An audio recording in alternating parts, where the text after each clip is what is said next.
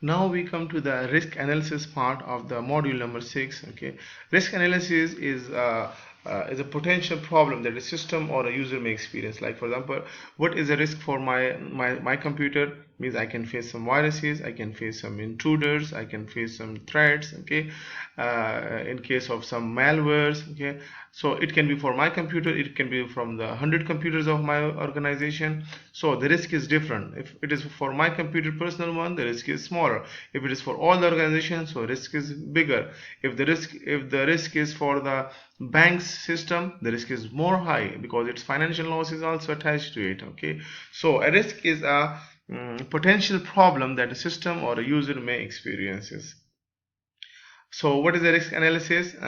Risk is analysis is a process. Basically, when we say analysis, so it's a process to examine at what system or operation context determine possible exposure and potential harm they can cause. Means what are the different items, what are the different entities, what are the different elements which can cause harm to my organization, or the assets of my organization. What are the assets? Computer, your printers, your switches, your hardware, your devices, your Wi-Fi devices.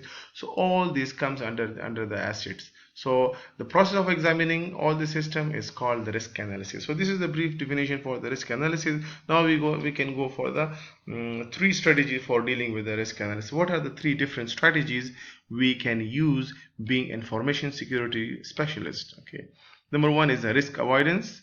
Number second is risk transference, and the third one is the risk acceptance. What is the risk avoidance?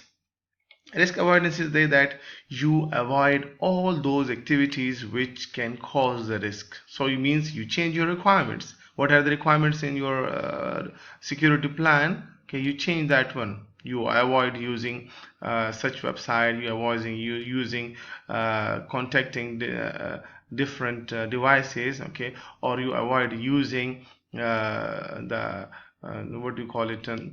The resources outside of your organization in the internet.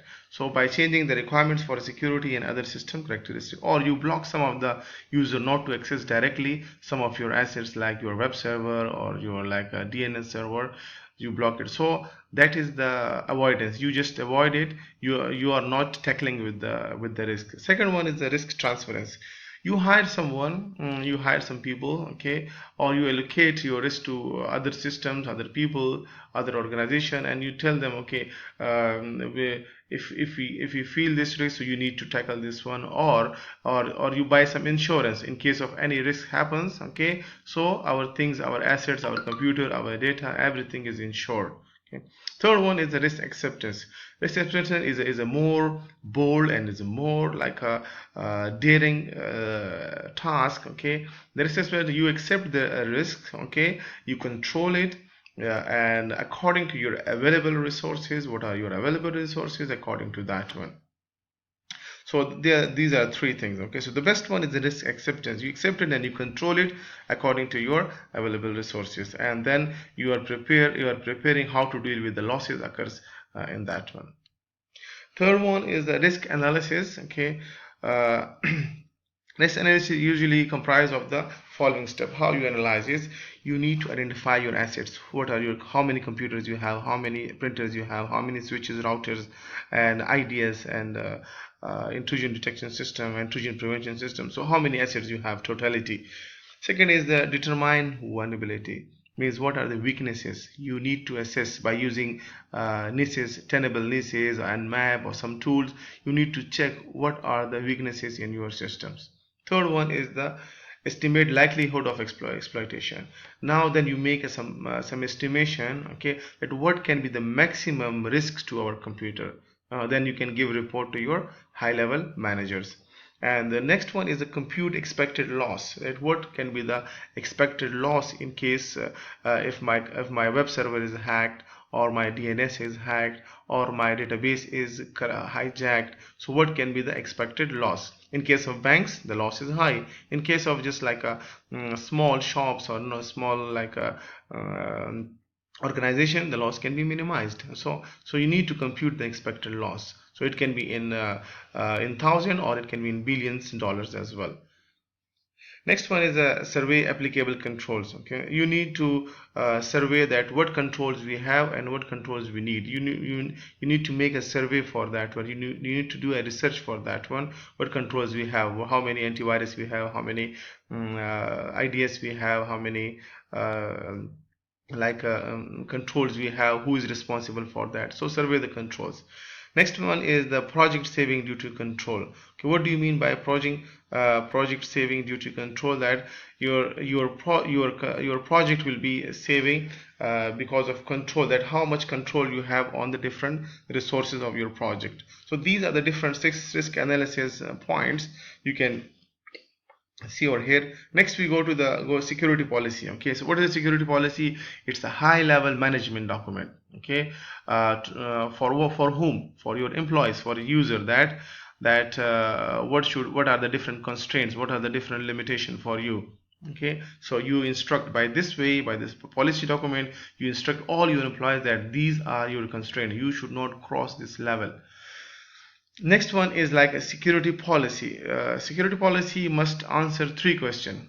Okay, what is, yeah, security policy must 3 questions. What, who can access which resource? I mean, who can access the admin password? Who can access the web server? Who can access the like IP server? Who can access the switches? Okay, so who can access which resources and at what manner? In what manner means at what level? As a guest user, as a backup user, as an admin user. So the different manner, who can access it and by what manner, by what way they can access it.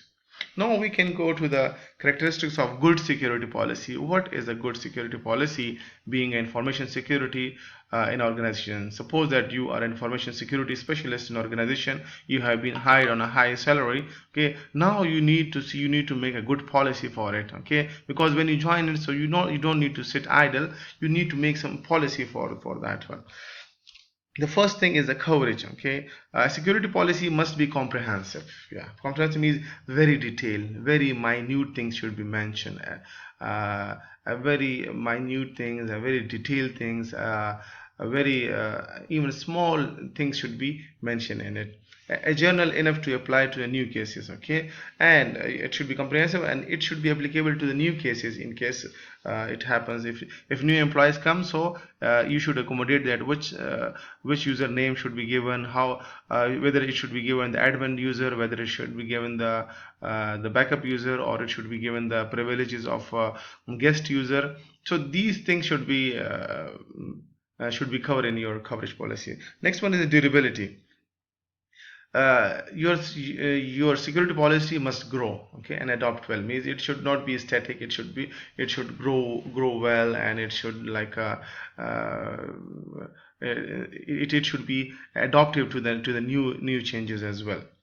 Next one is the realism. Realism is that whatever the policy you define, it should not touch the sky, because you should make a policy which is applicable. Okay, so you say that it must be possible to implement the stated security requirements with the existing technology. What is the existing technology? According to that one, you make a plan. Okay, don't make a plan which is not applicable, which is not possible. Okay, because sometimes we think very high, like we reach to the moon, but we cannot we cannot cope with that one. Okay, so don't make a policy for NASA, just make a policy for a small organization in which you are working. Okay, next one is like a usefulness. Yeah, your policy must be good. Policy is that it must be useful, it must be very clear, it must be direct, very direct, and it should be understandable. So these are the different points in the good security policies. 4 points here.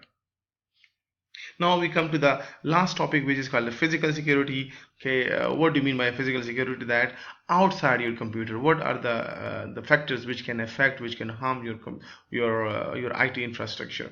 There are many threats to security that involve human and natural disaster. The first one is the human. It can be thieves, it can be vandals, it can be like any person who can take your data, who can take your computers. So we will not talk about the data, we will talk about the computers, hardwares, like if anyone takes your own hard disk, so it means your data is also gone over there. So or if anyone takes your like like routers, switches. So that is a human related physical security. Next one is a natural one. Yeah, security can occur, like fire can occur, flood can be there, hurricane, storm, etc.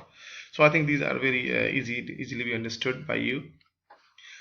Physical security is a term used to describe protection needed outside the computer system. Yes, I has told you that it is a security system outside your computer. Okay, so whenever we're talking about the physical security, so it is comes in the form of like guards, locks, CCTV cameras, backups, fences to deter the direct attack. So this is about the physical security. Now we come to the big picture of security and privacy. So what we have learned, I hope this will be the last slide. If you have check it, yeah, this is the last slide. If you see here, and the last slide of your course as well. Uh, so now we know that how to protect the components of computer. So if you want to protect the components of your computer, you must secure your programs, whatever the program softwares you have. You must secure operating system, as we learned in the previous lectures. We must secure your databases, whether you are using the Oracle, you are using the Microsoft SQL Server, or MySQL, or DB2, whatever the data warehousing. You must secure that one. You must secure your networks by installing the IDS, IPSs, and the antiviruses, okay, and the physical asset, as we discussed a while ago. And along with that one, we must have a technical controls. Some people with the technical facilities and technical capabilities, and administrative controls, that who administer it, who has the power to change the password, who has the power to grant the privileges, and who has a power to install the all the softwares as well. So administrative control is also very important, and it should be given in a few hands, not in every hand. This is very important tips for the information security professionals.